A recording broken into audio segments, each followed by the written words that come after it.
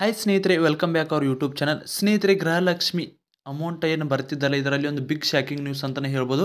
ಇನ್ನು ಮುಂದೆ ಇಂಥ ಮಹಿಳೆಯರಿಗೆ ಯಾವುದೇ ಕಾರಣಕ್ಕೂ ಪ್ರತಿ ತಿಂಗಳು 2,000 ಅಮೌಂಟನ್ನು ಬಿಡುವುದಿಲ್ಲ ಅಂತ ಲಕ್ಷ್ಮಿ ಹೆಬ್ಬಾಳ್ಕರ್ ಅವರು ಸ್ಪಷ್ಟನೆ ನೀಡಿದ್ದಾರೆ. ಹೌದು ಸ್ನೇಹಿತರೆ, ನಮ್ಮ ಕರ್ನಾಟಕ ಸರ್ಕಾರದಲ್ಲಿ ಇಲ್ಲಿವರೆಗೆ ಬರೋಬ್ಬರಿ 11 ಕಂತಿನವರೆಗೆ ಪ್ರತಿಯೊಬ್ಬ ಕರ್ನಾಟಕದ ಫಲಾನುಭವಿಗಳ ಖಾತೆಗೆ ಬರೋಬ್ಬರಿ 22,000 ರೂಪಾಯಿ ಹಣವನ್ನು ಈಗಾಗಲೇ ಗೃಹಲಕ್ಷ್ಮಿ ಯೋಜನೆಯು ನೀಡಿದೆ.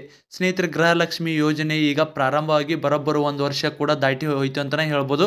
ಸ್ನೇಹಿತರೆ, ಹಾಗಿದ್ರೆ ಗೃಹಲಕ್ಷ್ಮಿ ಯೋಜನೆ ಎಂಥ ಮಹಿಳೆಯರಿಗೆ 2,000 ರೂಪಾಯಿಯನ್ನು ಕೊಡುವುದಿಲ್ಲ ಅಂತೇಳಿ ಸ್ಪಷ್ಟನೆ ನೀಡಿದೆಪ್ಪ ಅಂದ್ರೆ, ಇಲ್ಲಿವರೆಗೆ ಒಂದೇ ಮನೆಯಲ್ಲಿ ಎರಡೆರಡು BPL ಕಾರ್ಡ್ ಇದ್ದ ಮಹಿಳೆಯರು, ಅದ್ರ ಜೊತೆಗೆ ನೀವೇನಾದರೂ GST ಕಟ್ತಿದ್ದಾರ ಅಂದ್ರೆ, ನಿಮ್ಮದು ರೇಷನ್ ಕಾರ್ಡ್ ಇದ್ದು ಕೂಡ ನೀವೇನಾರ GST ಕಟ್ಟುತ್ತಿದ್ದ ಮಹಿಳೆಯರಿಗೆ, ಅದರ ಜೊತೆಗೆ ಫೇಕ್ ಡೀಟೇಲ್ಸನ್ನು ಕೊಟ್ಟುಕೊಂಡು ನೀವು BPL ಕಾರ್ಡನ್ನು ಏನಾದರೂ ಮಾಡಿಸಿಕೊಂಡಿದ್ರೆ ಅಂಥ ಮಹಿಳೆಯರಿಗೆ ಇನ್ನು ಮುಂದೆ ಯಾವುದೇ ಕಾರಣಕ್ಕೂ ಒಂದು ಕಂತಿನ ಹಣ ಕೂಡ ಬರುವುದಿಲ್ಲ ಅಂತೇಳಿ ಲಕ್ಷ್ಮಿ ಹೆಬ್ಬಾಳ್ಕರ್ ಅವರು ಕೂಡ ತಿಳಿಸಿದ್ದಾರೆ.